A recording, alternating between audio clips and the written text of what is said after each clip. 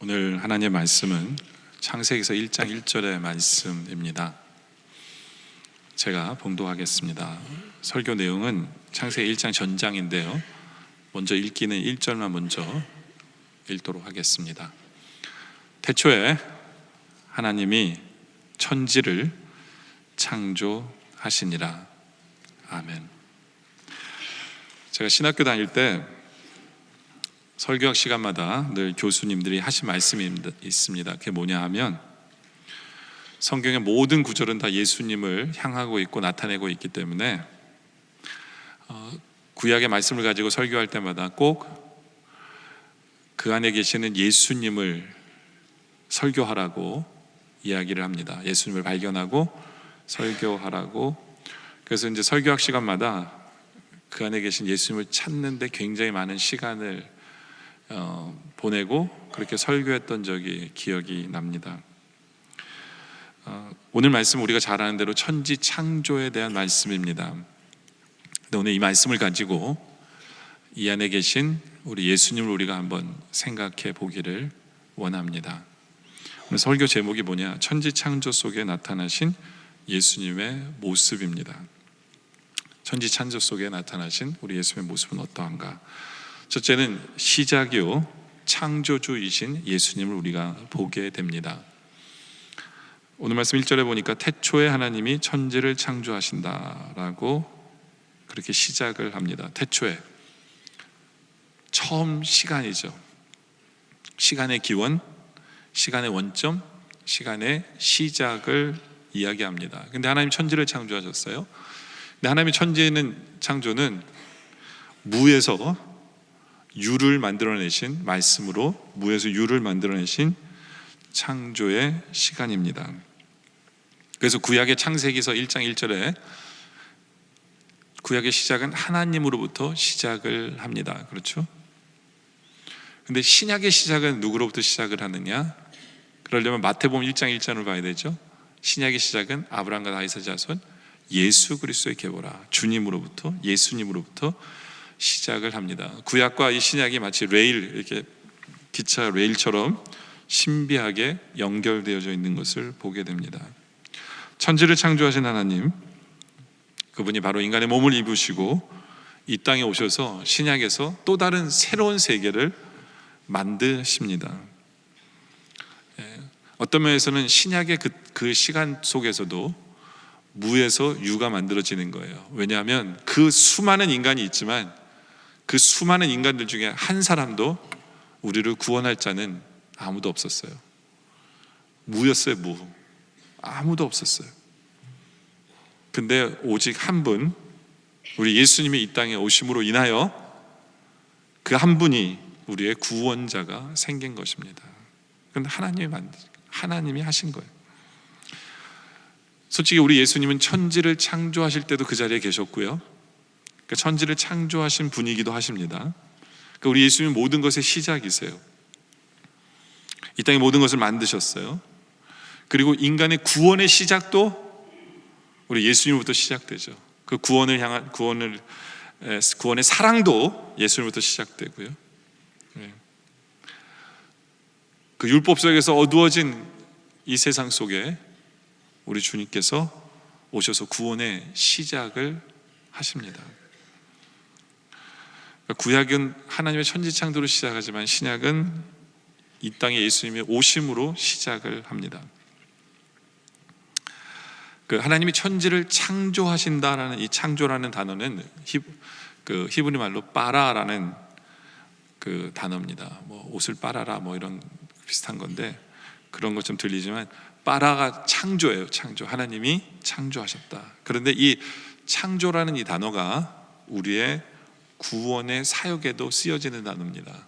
우리의 구원에도 사역에 어떻게 쓰여지느냐면 이사야서 43장 1절에 보면 야곱아 너를 창조하신 여호와께서 지금 말씀하시느니라. 이스라엘 너를 지으신 이가 말씀하시느니라. 그렇죠? 하나님께서는 여기서 창조라는 빠라라는 단어를 쓰셨는데 하나님의 택한 백성이라는 단어를 쓸 때도 빠라라는 단어를 쓰고 계신 것을 보게 되어집니다. 또 우리를 중생케 하시는 주님이신 때도 거기에 빠라라는 단어가 나오는데 이사야서 51장 10절에 보면 하나님이여 내 속에 정한 마음을 창조하시고, 그렇죠? 여기 창조라는 빠라라는 단어가 많아요. 그러니까 주님이 내 안에 정한 마음을 창조하시면 그건 구원받은 성도의 모습이죠. 그렇죠?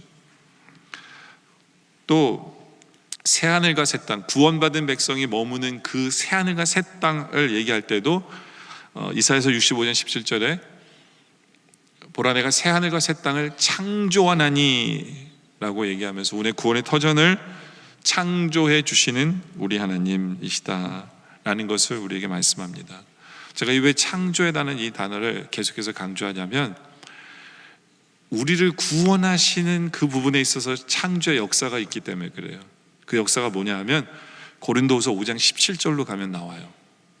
그런즉 누구든지 그리스도 안에 있으면 새로운 피조물이라 라고 얘기합니다.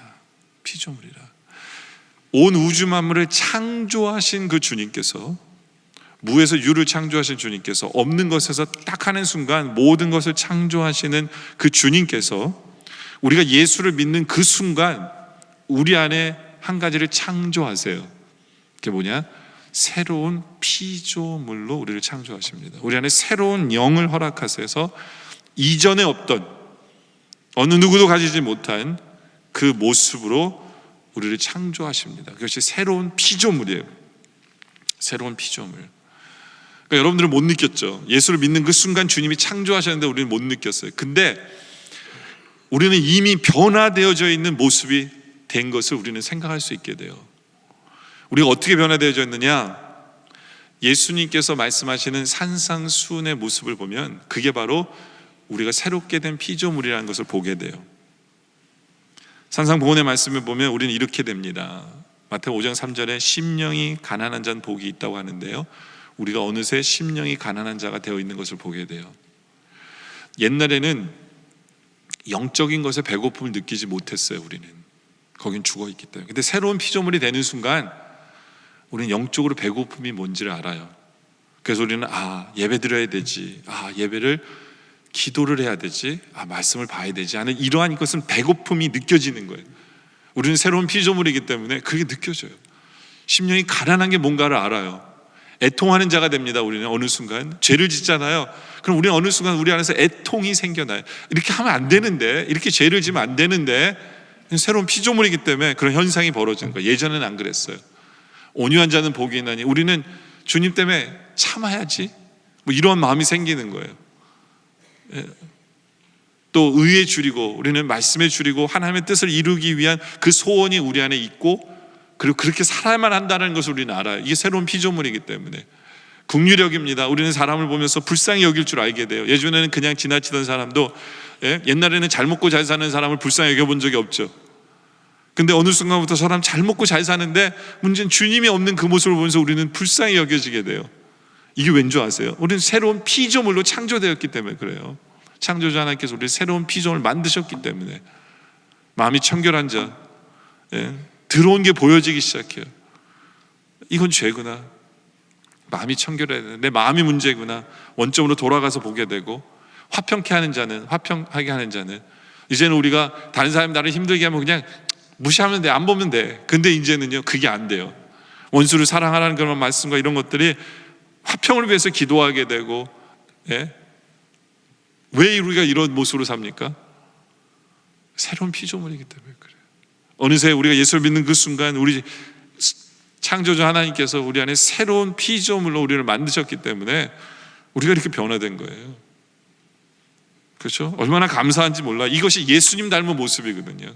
예수님 닮은 모습이. 창조주 하나님께서, 창조주 예수님께서 우리를 새로운 피조물로 만드셔서 계속해서 예수님을 닮아가도록 만드신 것, 우리는 이 은혜 속에 살고 있는 것이 우리의 모습이다 라는 것이죠. 또 창조 속에 나타나신 예수님의 두 번째 모습은 빛으로 말씀으로 오신 예수님을 우리가 보게 됩니다. 2절에 보니까 땅이 혼돈하고 공허하며 흑암이 깊음 위에 있어요. 하나님의 온 수면이 운행하시니라. 근데 하나님이 그런 상태 속에서 빛이 있으라 하시니 빛이 생깁니다. 땅은 이 지구를 얘기합니다. 이 지구가 혼돈하고 공허하고 흑암이 깊었어요. 그런데 거기에 빛이 들어옴으로 인하여 모든 것이 이제는 질서가 잡혀지기 시작을 하는 것을 우리에게 보여줍니다. 지구에 빛이 등장을 합니다. 그전에는 이 세상은 혼돈하고 공허하고 흑암이 짙었죠. 그렇죠? 우리 주님이 이 땅에 오시기 전에 모습도 그랬어요. 우리 예수님이 이 땅에 오시기 전에 이 땅은 온통 어두움이었고, 예, 공허했고 흑암 속에 있었어요. 어떻게 구원을 받을 줄 몰랐어요. 유대인들은 자기들 율법을 지키면서 잘하고 있는 줄 착각했어요. 아는 게 없었어요. 어둠 속에 있었어요. 그러나 그때 주님이 오시고 그 빛을 영접한 초대교회 교인들은 그 빛을 알고 그 빛 속에 살았고, 그리고 이제는 보이기 시작을 합니다. 어떻게 구원을 얻을지, 어떻게 영생을 할지 보이기 시작하는 빛을 보게 되죠. 왜요? 예수님이 빛이시기 때문에. 그래서 요한복음 1장 4절에 보면 예수님에 대해서 그 안에 생명이 있었으니 그 생명은 사람들의 빛이다. 빛이 어둠에 비치되, 근데 문제는 어둠이 깨닫지 못해요. 많은 유대인들이 깨닫지 못해요. 빛이 오셨는데도 몰라요. 영적인 눈이 어두워져서. 그러나 우리는 보죠.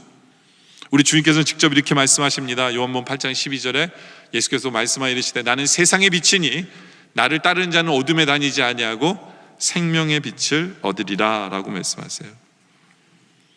여러분, 우리는 아무도 앞을 보지 못하는 봉사 눈먼 자들이었어요. 우리는 어떻게 구원을 받을지도 모르는 자들이었어요. 근데 주님이 빛이 되어주시니까 이제는 우리는 눈에 보이기 시작해요. 어떻게 살아야 될지, 어떻게 구원을 받을지 보이기 시작합니다. 하나님께서는 빛을 만드시고 4절에 이렇게 말씀하세요. 빛이 하나님 보시기에 좋았더라. 하나님과 빛과 어둠을 나누사 하나님 빛을 낮이라 부르시고 어둠을 밤이라 부르시니라. 저녁이 되고 아침이 되는 첫째 날이라. 첫째 날 하나님 빛을 만드시고 하나님 보시기에 좋았더라. 근데 여기서 굉장히 중요한 부분이 하나가 있어요. 뭐냐면 하나님 보통 뭘 하시면 다 좋았더라 이렇게 얘기하시거든요. 그러니까 빛과 어둠을 나누시면서 빛과 어둠을 보시기에 좋았더라 이렇게 얘기하셔야 되잖아요. 근데 하나님 그렇게 얘기 안 하시고 하나님 뭐라고 얘기하세요? 빛이 좋았대. 어둠은 얘기 안 하세요. 빛만 좋아하셨어요. 빛만 좋아하셨어요. 빛이 하나님 보시기에 좋았더라. 이걸 우리가 생각해야 돼요. 왜냐하면 여기서 굉장히 중요한 단어가 나오는데요. 빛과 어둠을 나누사라는 이 나눔이라는 이 단어가 굉장히 중요한 단어예요. 히브리 말로는 빠달이라는 단어인데요. 빠달, 이게 거룩하다, 구별하다라는 단어랑 같은 단어예요. 예. 그래서 역대상 23장 13절에도 보면 이 단어가 나오는데, 아므람의 아들들은 아론과 모세이니 아론은 그 자손들과 함께 구별되어 몸을 성결하게 하여. 구별된다, 나눠진다, 디바이드 된다. 거룩과 거룩하지 않은 것의 단어를 쓸 때 이 단어를 쓰거든요. 빠달. 예. 그러니까 하나님이 천지를 창조하실 때부터 구별하시는 부분이 있어요. 구별하세요. 낮과 어둠을 구별하세요. 빛과 어둠을 구별하세요.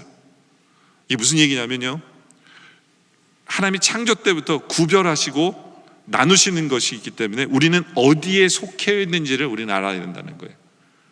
우리는 빛에 속해 있는지 우리는 어둠에 속해 있는지, 하나님 보시기에 좋은지 안 좋은지를 우리가 생각해 봐야 한다라는 것이 이 안에 들어있어요. 이 하나님이 세상을 만드실 때 이 나눔이는 빠달이라는 단어를 또 몇 번 더 쓰셨어요. 빠달이라는 단어를 몇 번 더 쓰셨는데 그 중에 하나가 또 창세기 1장 6절과 7절에도 또 나와요. 하나님이 이르시되 물 가운데 궁창이 있어 물과 물로 나누라고 이야기를 하십니다. 나눔. 그러니까 나누라는 이 빠달이라는 단어를 구별하라는 것은 뭐냐면 한쪽은 좋은 게 있고 한쪽은 안 좋은 게 있다라는 표현이기도 해요. 그러니까 우리가 어디에 속해 있느냐도 생각해 보라는 얘기예요. 어느 물에 속해 있는지도 생각해 보라는 뜻이기도 합니다. 그렇죠? 그리고 창세기 1장 14절에도 보면 또 나누라는 단어가 나오는데, 하나님이 이르시되 하늘과 궁창에 광명체들이 있어 낮과 밤을 나누게 하셨는데, 그것 때문에 뭐가 생기느냐? 징조와 계절과 날과 해를 이루게 하는데요, 여기서 특별히 저는 계절에 대한 생각을 한번 해봤어요. 계절에 대한 생각을. 여러분들, 우리가 봄, 여름, 가을, 겨울이 있잖아요. 여러분의 지금의 인생은 어디에 속해 있다라고 보십니까? 라는 거죠. 예. 혹시 겨울에 속해 있지 않습니까? 여러분들, 겨울이 다 나쁘다는 건 아니에요. 그렇지만 영적인 겨울은 안 좋아요. 영적인 겨울은.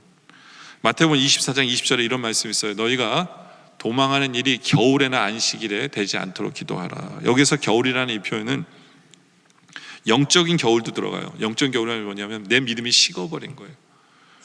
주님을 향한 열정이 없어진 거예요. 예. 나의 믿음이 떨어져서 차가운 겨울이 된 그 모습은 안 좋아요. 하나님 나를 연단하시는 그게 아니라 내 신앙이 차가워진 것은 안 좋다는 거죠. 혹시 나는 어디에 속해 있는지, 나는 봄, 여름, 가을은 생명이 싹이 나고 열매를 맺어가고 열매를 수확하는 축복의 계절이에요. 근데 겨울은 영적으로 차가운 부분이라면 우리는 거기에 속해 있지 말아야 한다라는 것이죠. 성경은 항상 이렇게 구분해요. 어디에 속해 있는가를. 그래서 데살로니가전서 5장 5절에도 보면 너희는 다 빛의 아들이고 낮의 아들이라. 우리가 밤이나 어두움에 속하지 아니하나니 하면서 우리는 어디에 속해 있느냐를 점검하라고 계속해서 말씀하고 있습니다. 여러분들, 우리는 빛의 아들 맞습니까? 우리는 낮의 아들 맞습니까? 한번 생각해 봐야 돼요. 우리는 빛 가운데 거하는지. 창세기 1장 5절에 보면 하나님 빛을 낮이라 부르시고 어둠을 밤이라 부르시니라. 저녁이도 아침이 되니 이는 첫째 날이라. 근데 재밌는 게 뭐냐면, 이 구절에 재밌는 게 뭐냐면 저녁이 먼저예요. 그러니까 이 세상의 시작은 저녁이 먼저예요, 아침이 먼저예요? 예? 저녁이 먼저예요. 저녁이 되고 아침이 되니 이는 첫째 날이 되어집니다. 근데 왜 하나님은 저녁을 먼저로 얘기하셨을까? 이렇게 보면 그런 생각이 들어요. 구약은 저녁이에요. 율법 속에 있는 사람들은 저녁이고, 그러나 예수님이 오심으로 말미암아 신약은 낮이에요. 빛이 되신 주님이 오심으로 말미암아 이제는 제대로 된 빛을 소유하게 되어진 그러한 우리의 모습이 되어져야 된다라는 것을 얘기한다라는 거죠. 유대 유머 중에 이런 얘기가 있어요. 저는 하나도 안 웃긴데 유머래요. 들어보세요. 한 제자가 스승에게 물어봅니다. 하나님은 왜 밤을 깜깜하게 만드셨을까요? 라고 얘기했더니 이 스승이 그렇게 얘기해요. 그건 괜히 바깥에 나와서 죄 짓지 말고 집에서 좀 쉬라고 깜깜하게 만드신 거야, 그랬대요. 그랬더니 제자가 또 물어봐요. 그러면 깜깜한데 왜 달과 별을 만드셨어요? 그랬더니 스승이 그래요. 그건 잠만 자지 말고 생각도 좀 하면서 살라고 만드신 거라고. 왜 하나님께서는 달과 별을 만드셨을까? 이 달과 별이 의미하는 게 뭘까? 거기도 빛이잖아요. 창세기 1장 16절에 보면 그거에 대한 얘기가 나와요. 하나님이 두 큰 광명을 만드사 큰 광명으로 낯을 주관하게 하시고 작은 광명체로 밤을 주관하게 하시고 또 별을 만드셨다라고 하나님 말씀하세요. 보세요. 여기서 큰 광명체는 태양이죠. 작은 광명체는 달입니다. 그리고 별을 세 가지를 얘기합니다. 근데 여기서 중요한 게 뭐냐면 이 큰 광명체는 예수님을 상징한다고 보면요, 빛 대신 주님을 상징한다 보면 그 달은 누구를 얘기하느냐? 우리 교회를 얘기해요. 우리는 항상 살아가면서 그리스도의 빛을 받아서 어두운 세상에 비춰야 되는 것이 우리 교회의 사명이에요. 별도 마찬가지입니다. 이 별이 상징하는 것은 주의 종들을 얘기하거든요. 우리 요한계시록에도 봤잖아요. 별들은 주의 종을 얘기해요. 주의 종들도 마찬가지예요. 자기의 빛을 발하는 게 아니라 그리스도의 빛을 받아서 빛을 비추어야 되는 것. 이것이 우리의 삶의 목표고 모습이어야 한다라는 거예요. 그러나 어느 순간 태양이 뜨는 순간 우리는 자취를 감추어야죠. 오직 그리스도의 영광만이 나타나야지 우리가 나타나는 것은 아니다. 라는 이런 것들이 빛이 우리에게 주는 교훈들이에요. 근데 중요한 건 이거예요. 우리는 빛에 속하였느냐? 그래서 빛을 반사하며 어두운 세상 속에서 비추며 살아가고 있느냐? 이걸 한번 생각해 봐야 된다라는 거죠. 그렇죠? 또 우리는 어느 부분에 속해 있느냐는 아까도 읽었던 물에 대한 이야기를 한번 해보길 원합니다. 단도직입적으로 이 물은 뭘 상징하냐면 말씀을 상징을 합니다. 창세기 1장 6절에 보면 하나님이 이르시되 물 가운데 궁창이 있어 물과 물로 나누라 하시고 하나님의 궁창을 만드사 궁창 아래 물과 궁창 위의 물로 나누게 하셨는데 그대로 되니라. 하나님의 궁창을 하늘이라 부르시니라. 저녁이 되어 아침이 되니 이는 둘째 날이 됩니다. 대충 하나님이 궁창에 물을 만드시고 궁창을 물을 두 개로 나누세요. 하늘의 물과 아래 물로 만드시죠. 근데 왜 제가 이 물을 말씀이라고 얘기하냐면 에베소서 5장 26절에 보면 이는 곧 물로 씻어 말씀으로 깨끗하게 하신다라고 같은 역할을 얘기합니다. 물과 말씀의 역할이 같다. 예? 씻는 것과 깨끗하게 하는 게 같잖아요. 그래서 물과 말씀을 동률로 보게 하십니다. 그리고 또 우리는 알다시피 이 말씀은 또 예수님이잖아요. 그렇죠? 요한복음 1장 1절에 태초에 말씀이 계시니라. 이 말씀이 하나님과 함께 계셨으니 이 말씀은 곧 하나님이시니라. 예. 그러니까 말씀이신 예수님, 물이신 예수님, 다 똑같은 얘기죠.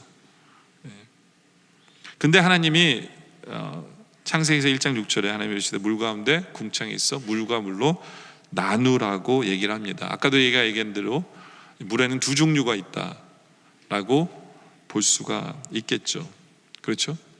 나쁜 물도 있을까요? 나쁜 물도 있어요.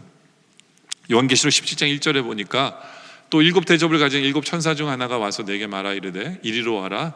많은 물 위에 앉은 큰 음녀가 받을 심판 되게 해버려요. 많은 물 위에 앉아 있어요. 이건 뭐냐면 변질된 말씀이에요. 변질된 사상을 이야기합니다. 하나님 말씀이라고 다 똑같지가 않아요. 우리가 살고 있는 이 세상에는 수많은 변질된 말씀들이 많아요. 혼합주의, 뭐 기독교의 불교와 회교의 막 그냥 뭐 이렇게 막 섞여가지고, 아니면 이단들 뭐 잘못된 세상의 얘기들, 이게 이제 변질된 사상이나 변질된 말씀이거든요. 우린 그 물을 마셔서는 안 돼요. 여러분들 특별히 저를 위해서 기도해 주셔야 하는 게 뭐냐 하면 바로 목사가 이 강단에서 설교할 때 바로 하나님의 예수 그리스도의 생수의 말씀을 여러분에게 전하도록 해야 돼요. 얼마나 중요한지 몰라요. 왜냐하면 변질된 말씀이 이 세상에 많기 때문에 그렇습니다. 중요한 것은 여러분들은 어디에 속해 있습니까? 변질된 사상이나 변질된 생각이 여러분들을 주관하고 있습니까? 아니면 하나님의 말씀이 우리를 주관하고 있는 그쪽에 우리가 서 있느냐? 물이 나눠져 있는데 여러분들은 어디에 속해 있느냐를 한번 생각해 보기를 원합니다. 그러면서 창세기 1장 9절에 보면 하나님이 이르시되 천하의 물이 한 곳으로 모인다 그랬어요. 그래서 묻이 드러나게 하십니다. 물을 한 곳으로 모으셔서 바다가 되게 하시는 그 하나님. 저는 이 모습이 어떤 모습이라고 생각하냐면 교회가 말씀에 열심히 얻어서 바다가 되어지는 그러한 장면을 보는 것 같아요. 초대교회는 말씀의 물로 가득했어요. 그래서 초대교회는 제대로 된 말씀으로 바다를 이뤘어요. 그래야 된다고 생각해요. 이게 영적인 법칙이 있는 것 같아요. 물론 제가 이렇게 그 성경에 써 있는 건 아니지만 영적인 법칙이 뭐냐면, 여러분들 지구는 바다가 몇 프로고 육지가 몇 프로인 줄 아세요? 바다가 70%고 땅은 30%예요. 근데 재미있는 건 우리의 몸은 어떤 줄 아세요? 우리의 몸에도 물이 70%고 육이 30%예요. 7대3의 비율이에요. 그럼 우린 영적인 비율도 어떠해야 된다고 생각하겠어요? 여러분들 무엇을 판단하고 무엇을 행동할 때 70%는 정말 말씀이 들어있어야 돼요. 그리고 그 말씀에 의해서 여러분들은 움직이고 있어야 돼요. 그만큼 말씀이 충만해야 돼요. 우리 모두는 말씀이 충만해야 돼요. 초대교회는 그랬다고 얘기합니다. 근데 초대교회는 그러기 위해서 어떻게 했어요? 열심히 모였어요. 열심히 모여서 배우고 들었어요. 말씀 앞에. 사도행전 13장 44절에 그 다음 안식일에 온 시민이 거의 다 하나님의 말씀을 듣고자 하여 모입니다.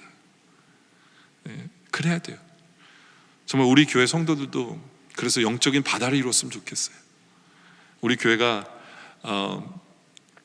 성경 공부를 또 다시 시작을 합니다. 수많은 반들이 있는데 저는 우리 성도들이 열심히 배웠으면 좋겠어요. 우리 한국교회는 열심히 배워서 말씀의 부흥이 있어서 교회가 부흥한 거잖아요. 우리에게 그런 모습이 필요해요. 물이 많을 때 거기에 물고기도 살아요. 물이 많을 때 열매도 맺어요. 물이 제대로 될 때, 생수가 될 때 열매를 맺거든요. 예? 그러다 보니까 이 빛이 비치죠. 물이 있죠. 그러니까 그 다음에 뭐가 와요? 열매가 맺는 거예요. 그래서 창세기 1장 11절에도 보면 하나님이 이르시되 땅은 풀과 씨 맺는 소리와 각기 종류대로 씨 가진 열매 맺는 나무를 내라 하시니, 이게 빛과 물 다음에 나온 얘기거든요. 빛과 물 다음에 열매를 맺어요. 땅이 풀과 각기 종류대로 씨 맺는 채소와 각기 종류대로 씨 가진 열매 맺는 나무를 내니 하나님 보시기에 좋았더라. 그렇죠? 열매 맺는 삶을 살아야 돼. 그러려면 우리는 그 생수의 물을 마셔야 돼. 그럴 때 우리는 열매를 맺을 수밖에 없다. 여러분들은 어디에 속해 있습니까? 빛 가운데 속해 있습니까? 어둠 가운데입니까? 아니면 여러분들은 정말 성경의 물, 성경의 말씀 속에 있습니까? 아니면 세상의 생각 속에 속해 있습니까? 어디에 속해 있으세요? 여러분은 어떤 계절에 속해 있습니까? 저는 여러분들이 열매를 맺는 계절에 속해 있기를 원해요. 그래서 주님 보시기에 좋기를 원합니다. 세 번째로 천지 창조 속에 나타나신 예수의 모습은 사랑의 예수님이에요. 사랑의 예수님. 하나님께서는 여섯째 날에 인간을 만드셨어요. 근데 여섯째 날에 인간을 만드실 때는요, 다른 피조물을 만드실 때랑 좀 달랐어요. 왜 달랐냐면 빛에서부터 만드시면서 동물까지 만들 때는요, 그냥 하나님이 가라사대 하고 만드셨어요. 하나님 말씀하시니까 생기고 말씀하시니까 생겼는데, 희한하게도 인간을 만드실 때에는 하나님이 그 빠른 템포가 이렇게 슬로우해지는 느낌이 들어요. 왜요? 하나님이 회의를 하기 시작해요. 미링을 하기 시작한다는 거예요. 회의가 후회가 아니라 미링. 창세기 1장 26절에 하나님이 이르시되 우리의 형상을 따라 우리의 모양대로 우리가 사람을 만들고 라고 이야기를 하십니다. 우리라는 표현, 성부, 성자, 성령님이 얘기를 하세요. 이렇게 하자. 만들고. 그러니까 어떤 면에서는 굉장히 심사숙고하시는 그런 하나님의 모습을 보는 것 같아요. 우리도 그렇잖아요. 어떤 중요한 일을 할 때는 다시 한 번 더 이렇게 점검하잖아요. 그런 모습이에요. 아주 굉장히 중요한. 그러니까 어떤 면에서 이 창조 사역 중에 인간의 창조 사역이 가장 하이라이트예요. 가장 하이라이트예요. 그리고 참 인간을 많이 사랑하신다는 느낌이 뭐냐면, 인간이 아무것도 없는데 인간 딱 만들어 놓으면요, 인간은 먹지도 못하고 그렇잖아요. 다 해놓으시고 그 인간을 만드신 거예요. 그러니까 인간을 위해서 하나님께서는 잘 해놓으셨다는 게 틀린 말이 아니에요. 그런데 아무 생각 없이 만드신 게 아니라 계획하시고 만드신 거예요. 부모는 아차 실수해서 자녀를 만들지 모르지만 우리 하나님 그렇지 않으셨어요.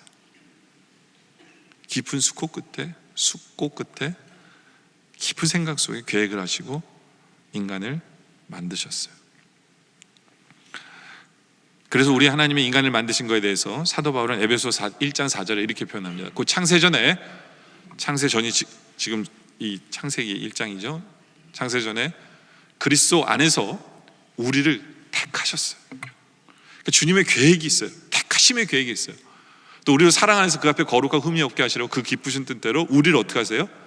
예정하셨어요. 창세전에. 그러니까 주님이 인간을 만드실 때는 계획이 있으신 거예요. 예정하셨어요. 그것이 우리의 모습이에요. 그게 얼마나 존귀한지 몰라요. 얼마나 계획적인 준비되어진 우리인지 몰라요. 근데 왜 이렇게 심사숙고하셨을까요?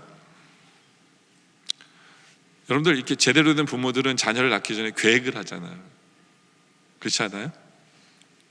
근데 요즘에 젊은이들은 애를 많이 안 놓죠. 왜요? 미래를 생각해 보면 막막한 거예요. 교육비나 뭐 이런 것들 때문에. 그러니까 한마디로 말하면 본인이 희생을 덜 하겠다는 얘기예요. 사랑이 부족한 거죠. 그렇죠? 근데 우리 하나님께서도 심사숙고한 이유가 있어요. 그게 뭐냐? 그 이유가 뭐냐면, 이 인간이 나타나면 조금 있으면 하나님을 배반할 걸 하나님이 아셨어요. 전제하시기 때문에. 배반만 하는 정도가 아니라 이 인간이 하나님이 만들어 놓은 세상을 망칠 걸도 하나님이 아셨어요. 지금 보세요. 왜 이렇게 더워요? 이 인간들이 하나님이 만들어 놓으신 이 세상을 망쳐 놓은 거잖아요. 망쳐 놓은 거예요. 하나님은 아셨어요. 그것을 아셨어요. 근데 아심에도 불구하고 인간을 만드셨다는 게 사랑인 거예요. 여러분들 마찬가지예요. 여러분들의 자녀를 계획하는데 이번엔 날 자녀가 집안을 망쳐먹고 내 이름에 먹칠하고, 예? 나를 배반하고 나에게 아픔만을 주고 할 거면 여러분들 애 놓을 거예요, 안 말 거예요? 근데 그럼에도 불구하고 애를 놓기로 결정한다는 것은 사랑밖에 이유가 설명이 안 돼요. 사랑하기 때문이에요. 사랑하기 때문에. 하나님이 인간을 사랑하기 때문에 심사숙고해서 인간을 만드셨어요. 근데 우리 주님이 더 심사숙고한 이유가 뭐예요? 그 이유는 뭐냐면 이 인간을 구원하기 위해서는 유일한 방법이, 이 인간을 구원하기 위한 유일한 방법은 성자께서 이 땅에 오셔서 십자가에 달려 죽으시고 온갖 고통을 다 받으시고 죽어야만, 피 흘려 죽으셔야만 이 인간을 구원할 수 있는 걸 알고 만드셨기 때문에 이건 진짜 사랑이에요. 목숨을 건 사랑이죠. 목숨을 건 사랑. 그렇죠? 그래서 독일의 목회자 헬무드 틸리케라는 사람은 이 구절을 강의하면서 이렇게 표현합니다. 이 제목은 하나님의 모험이다. 하나님 모험을 하신 거다.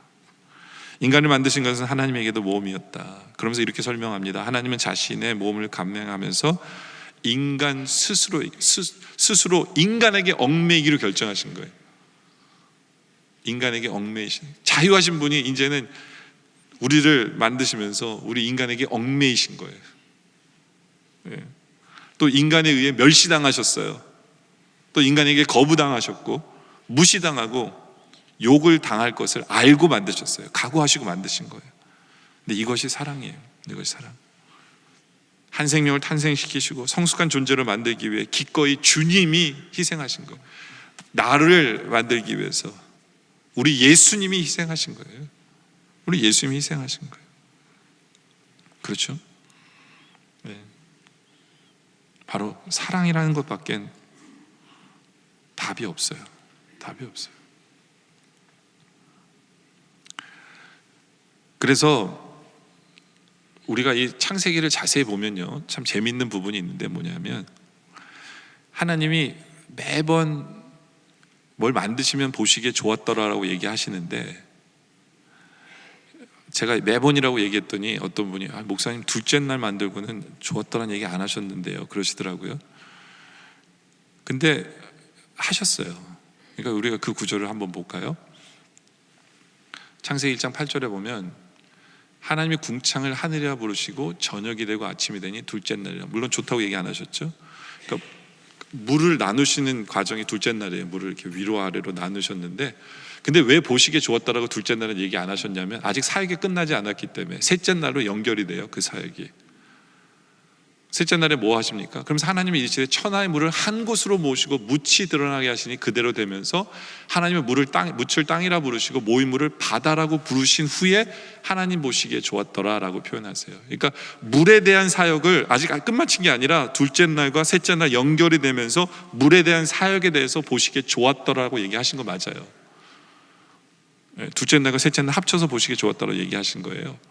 그리고 셋째 날에 또 한 번 보시기에 좋았더라고 얘기하세요. 또 한 번.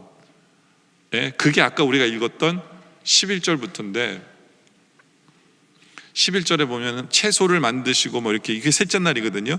그러면서 11절에 하나님이 이르시되 땅은 풀과 씨 맺는 채소와 각기 종류대로 씨 가진 열매 맺는 나무를 내라 하시니 그대로 되어 땅이 풀과 각기 종류대로 씨 맺는 채소와 각기 종류대로 씨 가진 열매 맺는 나무를 내니 하나님 보시기에 좋았더라. 이게 셋째 날이거든요.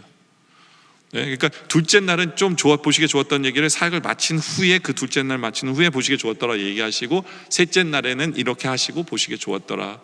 다시 말해서 하나님 매번 보시기에 좋았더라라고 매번 얘기하세요. 근데 한번 첫째 날에는 다 좋았더라고 얘기 안 하시고 뭐만 좋았더라고 얘기하셨어요? 빛만 보시기에 좋았더라. 이건요, 하나님이 보시기에 좋았다는 아무 때나 남발하시는 분이 아니라는 거예요. 구별되게 보시기에 좋았다는 얘기를 하시는 분이라는 얘기예요. 그런데 신기한 것은 하나님이 하나님의 형상으로 인간을 만들어 놓으셔놓고는 그 이야기를 안 하세요. 인간을 만드신 후에 하나님 보시기에 좋았다는 얘기를 안 하십니다. 안 하세요. 굉장히 많은 분들이 하나님 보시기에 좋았더라라고 착각하는 분들이 많아요. 근데 안 하셨어요. 근데 많은 분들이 이렇게 답해요. 아니요, 하나님 보시기에 심히 좋았더라고 얘기하시잖아요. 그거는 인간을 만드시고 하신 얘기가 아니에요. 그건 언제 얘기하셨냐면 그건 창세기 1장 31절에 나오는데, 하나님이 지으신 그 모든 것을 보시니 보시기에 심히 좋았더라. 모든 것을 보시고 하나님 보시기에 심히 좋았더라라고 결론을 내리지만, 인간을 만드시고는 첫째 날 계속해서 보시기에 좋았더라, 보시기에 좋았더라, 보시기에 좋았더라, 보시기에 좋았더라. 인간 만드시고는 빼버리고 그 얘기 없으시고 마지막에 가서 모든 걸 보면서 보시기에 심히 좋았더라라고 얘기하세요. 저는 이걸 처음 제가 이렇게 발견했을 때, 발견은 아니죠, 제가 이렇게 책을 통해서 이제 알게 됐을 때 마음이 되게 아팠어요. 하나님의 형상으로 인간을 만들어 놓고는 어떻게 보시기에 좋았다는 얘기를 못 하셨을까? 그럼에도 불구하고 인간을 만드셨다는 것은 사랑밖에는 설명이 안 돼요.